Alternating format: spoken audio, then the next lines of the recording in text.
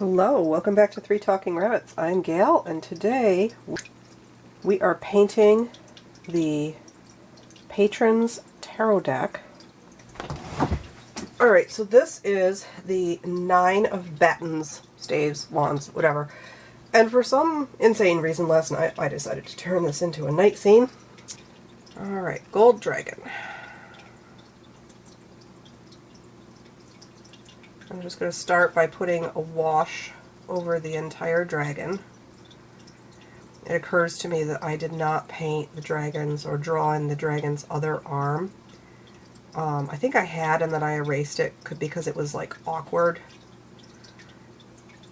That can happen sometimes. We're just going to say you just can't see his other arm. I actually don't know if the Hail Dragon is a boy dragon or a girl dragon. That would be something to ask the Haleys. So this lady right here is going to be stepping up as the Baroness of the Hail by the time the cards come out, which is why she gets the Haley Dragon. There was a bit of a debate among us artists, none of whom are from the Hail, whether the Hail Dragon is waiting for her to munch on her, or whether he's waiting, or not waiting, but out lighting the torches to welcome guests into the party. And all the Haleys said he's waiting to welcome the guests into the party, and he's the one in charge of the barbecue, which is delicious because he loves to cook. Hopefully he's not cooking people, but we don't know. Probably not, because he's the Haley Dragon and they're really fun. Okay, so now I have to let that dry. I'm not doing any wet on wet on the dragon. Okay. Oh, Gail, why did you do this as a night scene? Okay, here we go. Just about everybody has ended up with like the same base skin tone in this, regardless of their actual skin tone. And I've just lightened it and darkened it as necessary, and that will provide sort of like a consistency through the cards. It just looks better in the printed form. It's not that everyone looks the same, it's that there's the same color base. Because if I mixed each color individually to start, it would end up looking a little bit strange. So right now I'm just going to get a base layer of color on things. And it's not that things stay this color, it's just the color that's underneath stuff.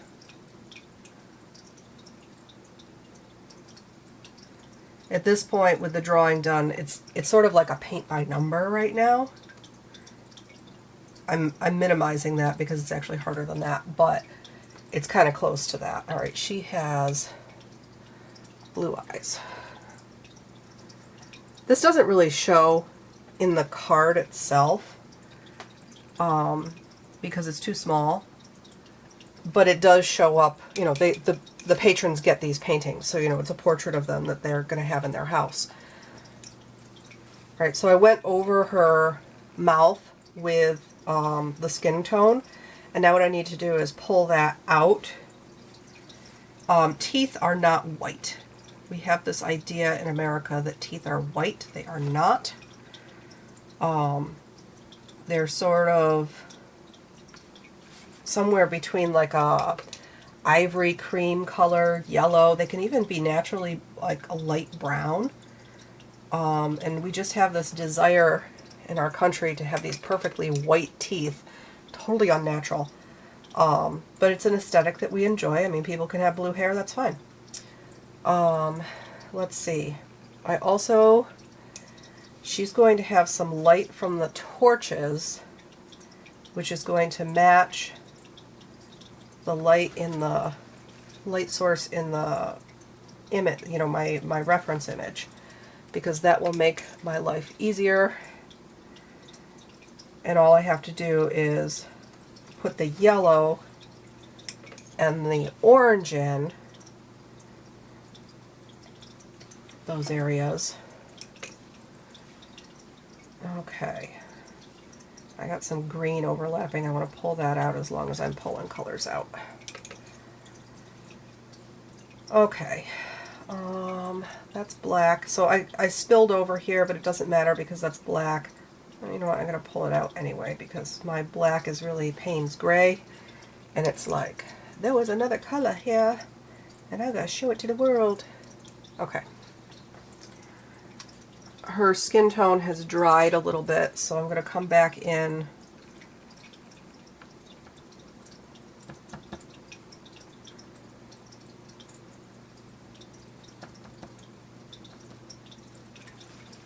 And yes, that's really how you do that. How I do it anyway. Okay. She has very, very pink lips. Some people have pale pink lips. Some people have orange lips. She happens to have extremely pink lips. Oh, that didn't turn out. All right, let's pull that off. That was too much lip. The upper lip should always be slightly narrower than the lower lip. There we go, that's better. Oh, something's going on there. I'm gonna have to put that back in. All right, what happened is I dripped water and it pulled the blue of her eyes out. So I've got to go back in and pop that back in. There we go. Okay. Smiles are a little bit different because we don't have full lips when we smile. The smile stretches our lips and makes them a little bit smaller. Some people will have a toothy smile where their teeth show more. Some people will have a gummy smile where their gums show a little bit more.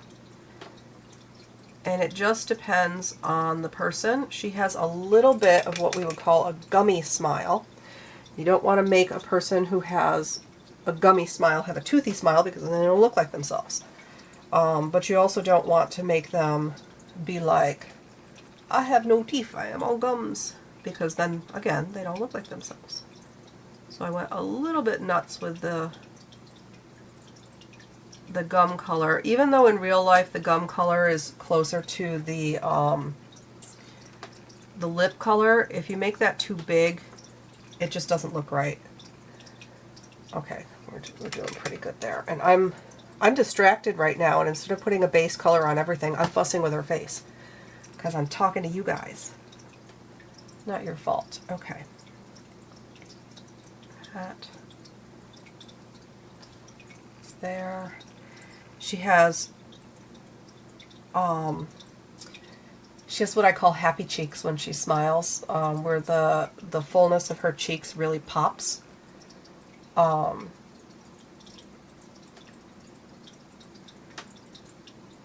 So I want to get that in, but she doesn't have a whole lot of other lines on her face. She has a really smooth face, which is quite pretty, but it's also kind of a pain in my butt to paint.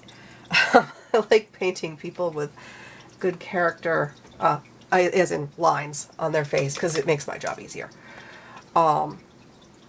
Somebody with super smooth features, you can have a really hard time making them look like themselves because you just don't have a whole lot of work to work with in terms of paint. I don't know how much you guys are seeing here with my hands in the way. Guess we'll find out.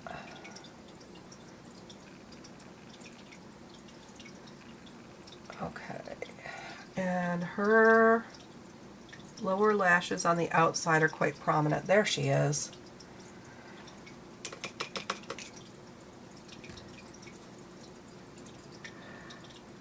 Alright, so there's a thing when someone smiles, this little line pops up, but you don't want to make it too dark, especially on somebody with a very smooth face like this, because then they're like, why does my face have lines?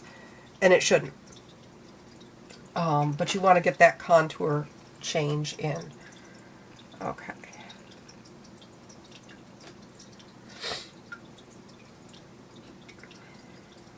I'm going to be losing her hair against that spear. That is not something I had considered. Whoopsie.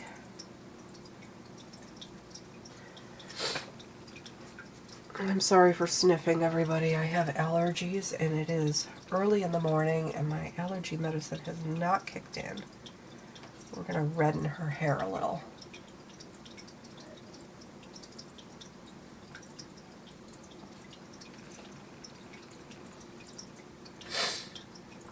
Okay.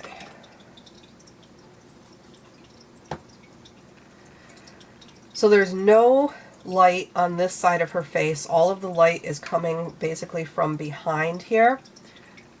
But I don't want to go too nuts on the shadows. I do want to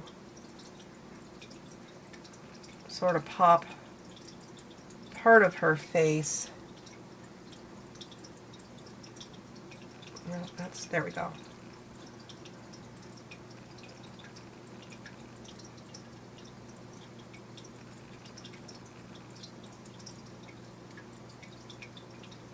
Just subtly. And I want to soften that line. All I'm doing is taking a damp brush, and we're going to go halfway over what I just did, just so that we don't have that hard, dark line there. I also, and this is only because she has a bandage on,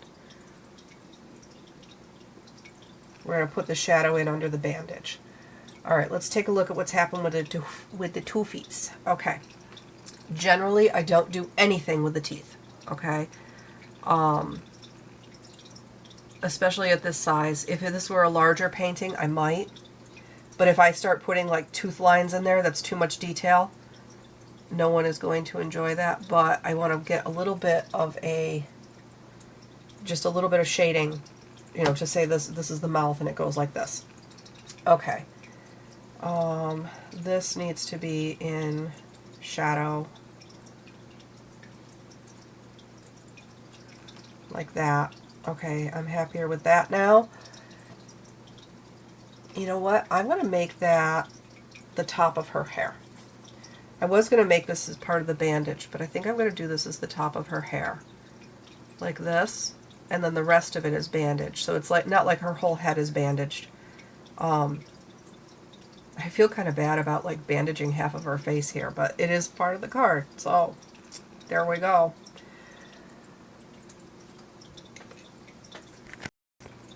Alright, I was just trying to decide what colors I was going to use to represent what, because these are so much greens and blues here, and her dress is also green and blue. I think we're going to make this and the cuffs. Let's see, we've got the collar as a gold, so we're going to do the cuffs as a gold. In reality, they're green. I'm just going to change things around here. Maybe I do want to do those green, because then the cuffs are going to disappear into the road. That may not be the best thing. But if I do them as dark green, then they're going to disappear into the forest. This an issue. We'll have to figure it out. But we can always start with the gold and go green. We can't start with the green and then go gold. That doesn't work. Alright, I mixed up a special green for her tunic here, and I'm hoping, yes! Always a risk. I mixed the gold with Viridian green. And Viridian is kind of one of those colors that's like, I call it poison green. Number one, it looks like that arsenic green from the 1800s. But it also has a tendency to invade and poison and be very aggressive with other colors. And it can be a really stubborn color to work with. Okay, so I had no idea what her shoes looked like, so I made them up. Something you want to be careful of when working with any Viridian green is which direction your brush strokes are going in, because, actually I just want to do that whole, so we have no light over there. That's my doggo. Let me in. So you just want to be careful about which direction the brush strokes go in, because it can be difficult to lift that out. So if you want any highlights or whatever, they're kind of hard to scrub out. Like this, I would have to scrub that out and it may not scrub out correctly. The nice thing about it is that it layers colors really, really well. Yeah, scratch, scratch.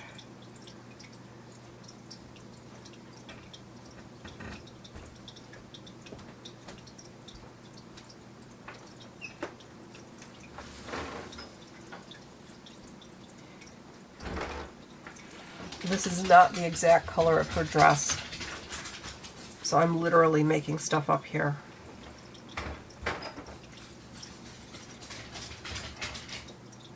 We're just going to hope it comes out okay. Good morning, Mr. Chase.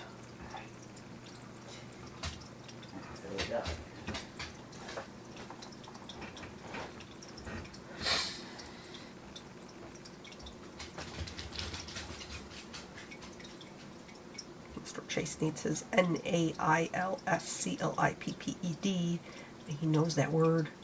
He'll run away from me for days as soon as he hears me say that word.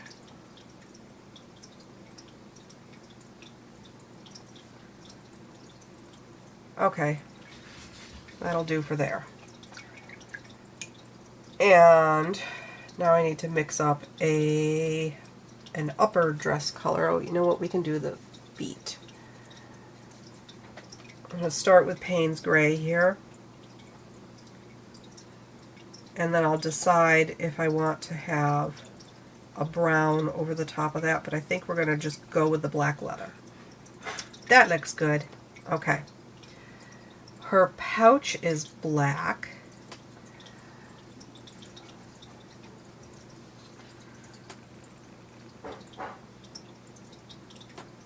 Payne's Gray is one of those colors that does not photograph well.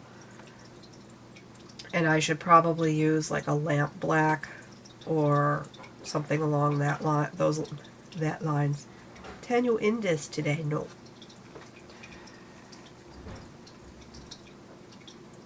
I should probably use a lamp black or something along those lines.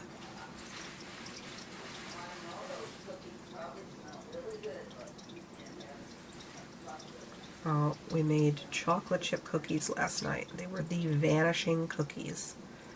We hardly ever make cookies. My son was like, I want chocolate chip cookies. So my mother made chocolate chip cookies for him.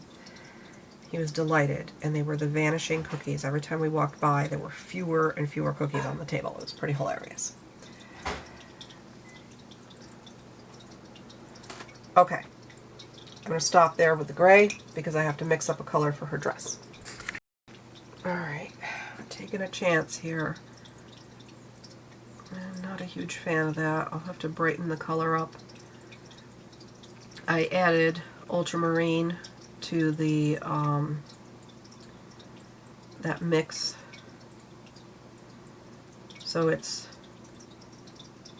yellow ochre, viridian green, and ultramarine blue, which I knew would give me a grayish blue, but I'm not 100% happy with this, so I'll have to go back in with a brighter blue.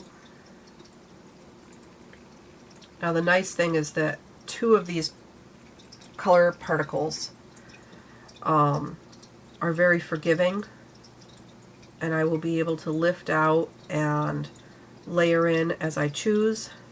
Yeah, that's almost the same as that. That's what I was worried about.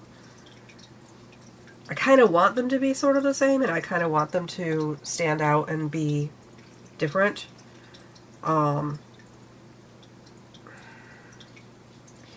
Indecisiveness on this one.